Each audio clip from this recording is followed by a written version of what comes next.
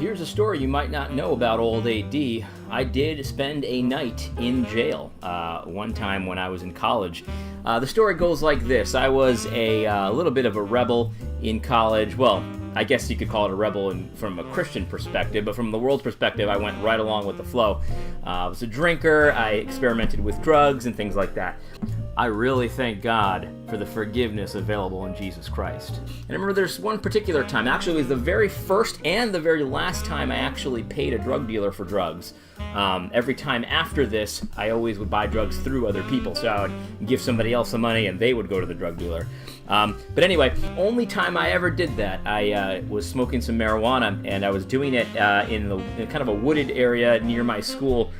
And, we smoked up, and I was pretty high, and we were coming out of the wooded area, and lo and behold, there was a bicycle cop waiting for us. He must have seen us in some kind of a security camera because he was there, he knew we were in there, he knew what we were doing.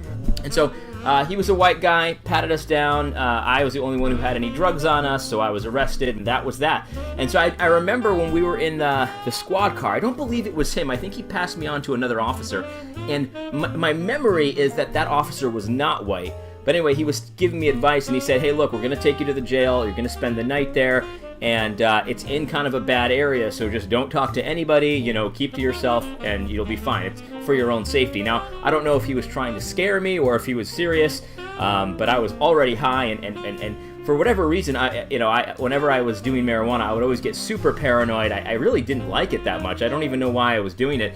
So I was already paranoid, and this guy is telling me that it's for my own safety not to talk to anybody.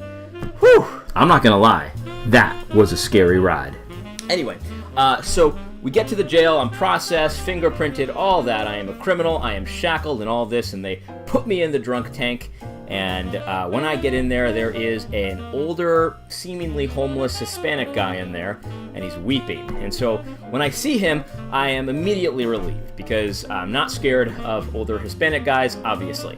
And so he starts talking to me in Spanish, and it's very jumbled, and I only understand, some of Spanish. I could usually understand most of what somebody's saying, but he was obviously drunk and not making much sense. And he was talking about his mother, and it was all very, very sad and weird experience. But, again, I felt totally safe and comfortable. So in a lot of ways, I thank God that was the first person that I saw.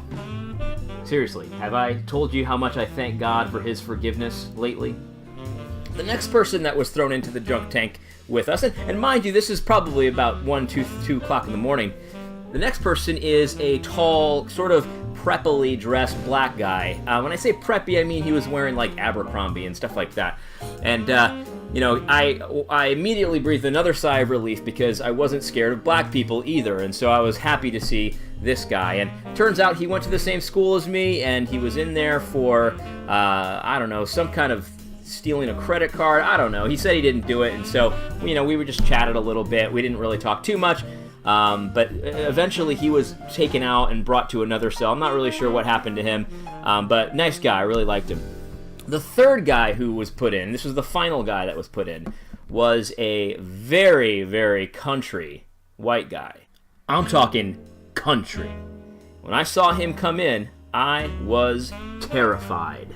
Now, that is a bias. That's a prejudice that I had. I saw a Hispanic guy, no fear. I saw a black guy, no fear. And then I saw a white guy in jail, and my mind starts racing. What did this guy do? He looked scary, terrified me. Seriously, it terrified me. And so I kind of kept to myself. Unfortunately, this was the kind of inmate, I guess you could call it, who was super talkative. And so he kept asking me questions. What are you in for? This and that, blah, blah, blah.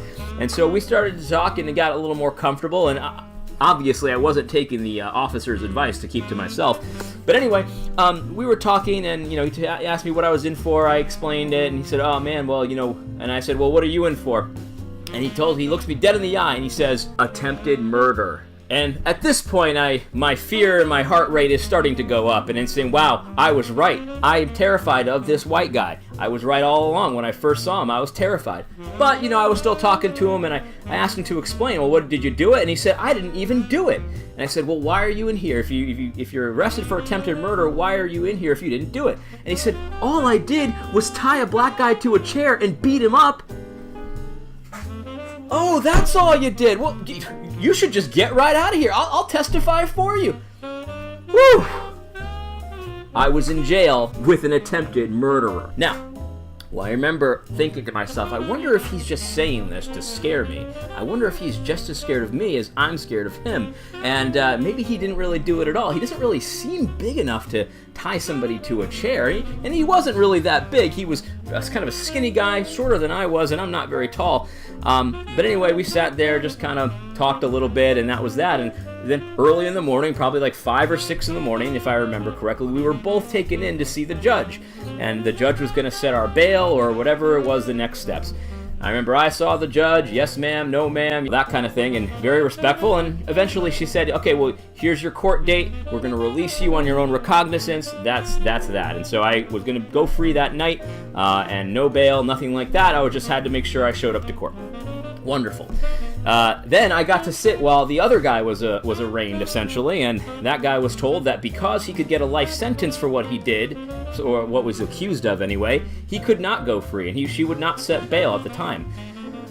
He really did it. He really was arrested for attempted murder. I couldn't believe it. My initial reaction, based purely on skin color, was exactly right. Now, that's the end of that story. I remember the white guy looked at me and he said, "You got off lucky." Yeah, because I didn't attempt to murder somebody.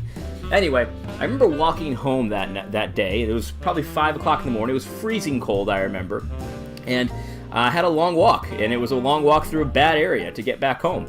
And I remember I had asthma at the time, too. It was a hard walk to do, and I remember I was wheezing a lot. Pretty stupid to smoke weed while you have asthma.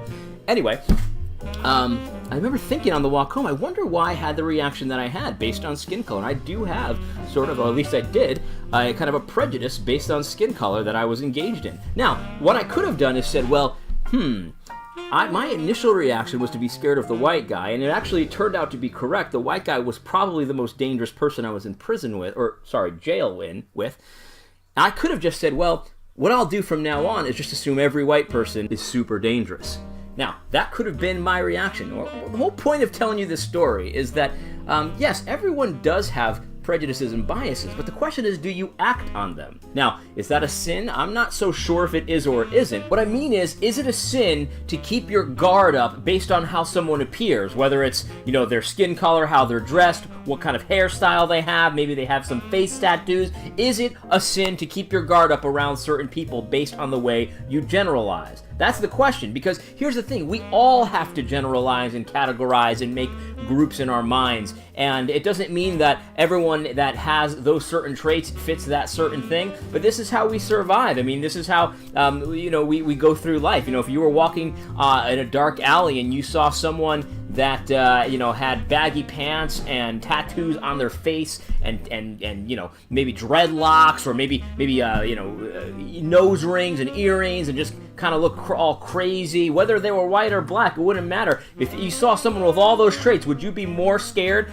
and keep your guard up a little bit more than if you saw a little old granny walking down the street with a nice poodle and a nice doily shirt? Is that even a thing? I don't know. But is that a sin to automatically keep your guard up over certain types of categories or generalizations that you make?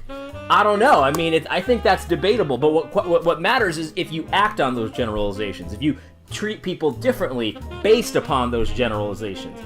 So I don't know. I mean, I think that's debatable, but that's, what's definitely a problem is if you act upon it. Let's just all agree on that. But my stereotype in that time served me well because I kind of kept to myself and I kept my guard up a little bit more than I had with the other people, and it actually ended up being correct. So is an internal generalization a sin? I personally think it's debatable. But it definitely is if you start acting on it and treating people partially with it. And so if you go in your mind, hey, that time when I was in jail, there was a white guy and he was the most dangerous person. Therefore, I don't want to be hanging around white people anymore. That's definitely a sin. Kind of like when people say, I'm scared of all cops because of what a few cops did. That is a sin.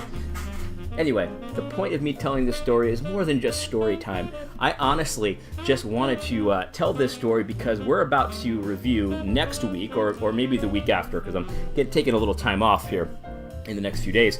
We're going to review a video coming out of Southern Seminary, I believe, and it talks about how do you know I'm racist? And this is going to become something that I'll reference in that video. So remember this story. Anyway, I hope this was helpful. God bless.